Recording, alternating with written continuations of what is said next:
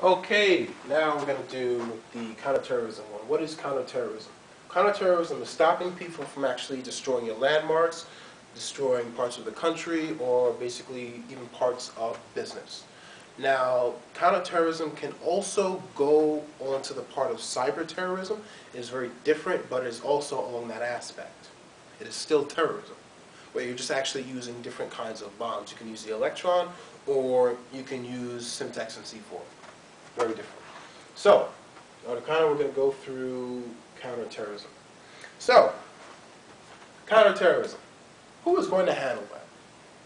Secret Service will handle that when it actually comes to terrorists coming in, such as Al-Qaeda, such as Jihad, or a lot of other people. President will deal with that, Secret Service will deal with that, but President will be briefed from that. CIA will be doing some of that. They do have a counterterrorism unit. I don't know, maybe those guys are getting a bit old. Who knows? NSA will be dealing with that. They may be working together sometimes, they might not. If the case comes out that they do get it, they will be passing the information on to the NSA. They might not. NASA won't deal with that. They are an actual agency, though. They are the space agency. The Russians also have one there.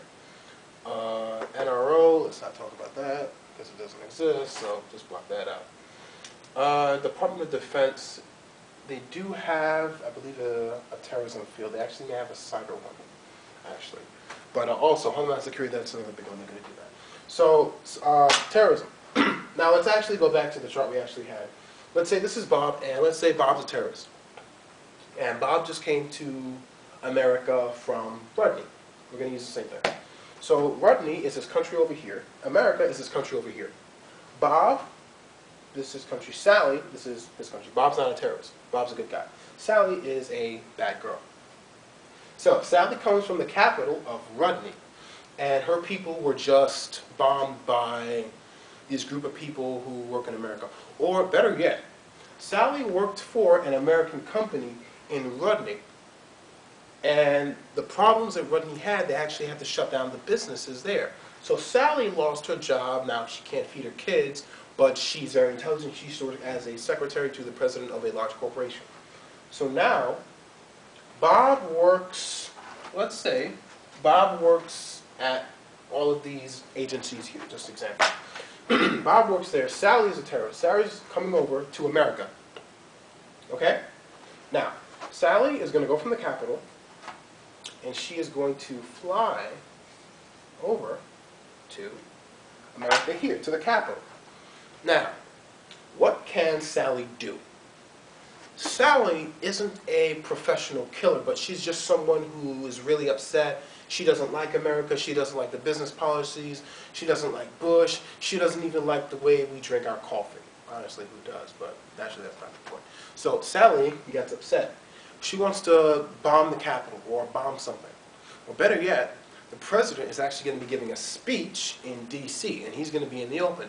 And she sees that on the news and uses that to her advantage. So, what's going to happen? Well, if the president is giving a speech out in the open, who's going to be there? The Secret Service is going to be there around him 24/7. CIA may be there. The NSA might be watching this whole time, and you might have a couple of agents from other agencies, you know, just there watching, but also maybe off duty, but still armed with a badge and a gun. So Sally comes over. She's upset. She wants to do something about it. She wants to retaliate. So she goes ahead right to the Capitol, and on that day, she sees the president of the United States. She goes right up, but you got a problem. The president has a bubble. Oh yes, the president has a bubble. There are three parts to the bubble.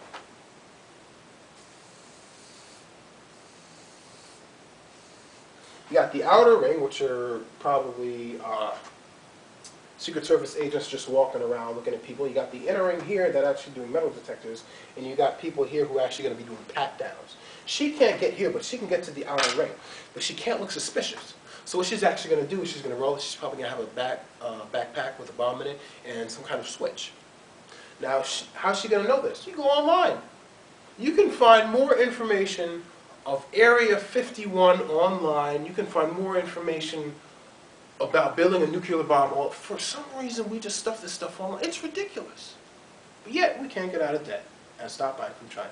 But hey, that's life. But this is what happens. And so she ends up doing this. and she tries to get as close to the president, and boom, she sets off a bomb. Let's say the bomb sets off right here. You've got your shock wave, your blast radius, and you've got your shrapnel. The president is only minor hurt. So, let's backtrack. How could they have stopped this? How could America, or CIA, Secret Service, NSA, DOD, Department of Defense, Department of Justice, FBI, CIA, NRO, how could they have actually stopped this? Well, it's very simple. Counterterrorism. If you know that you have an enemy coming at you from another country, you need to find the ways of stopping them. How could you stop them? One, work with TSA. Now, not many people, every time we mention TSA, no one wants to work with them. For some reason, they've made it a policy to grope people. But they have to. I mean, they have to check you, but they don't have to grope you. All right? Thanks for not laughing at that, but that's fine. Now, they're going to be doing this now. How do you employ counterterrorism? You know there's a problem here. You're going to be checking people. If the president is going to be here, you need to find a way to protect him. If there's a problem overseas, a specific problem, find out who was working at that time and put alerts up. They're called, some people have them as a no-fly list. This person can't fly at this time, they're a danger or they're a threat, and we can't allow them here. So let's get back to counterterrorism. Employ safety measures or countermeasures to stop your assets, which can be your country or people, from getting targeted by terrorists. Basically simple. America can get hit any second. Cyber, electronic, doesn't matter. They can get hit any second. Stop them from attacking you. Can he do it? Sure. But with the budget constantly changing, it's becoming very hard. So with that, that's it. That is counterterrorism. Stopping others from getting that. Stopping terrorists from also. You can actually stop terrorists from getting supplies. If there are companies out there actually working, work with the company. Sometimes they say, well, you know, stuff fell off of the back of the truck, or they're actually working along with the black market. You have to remember and understand something. There are companies out there that actually have to keep their bottom lines up.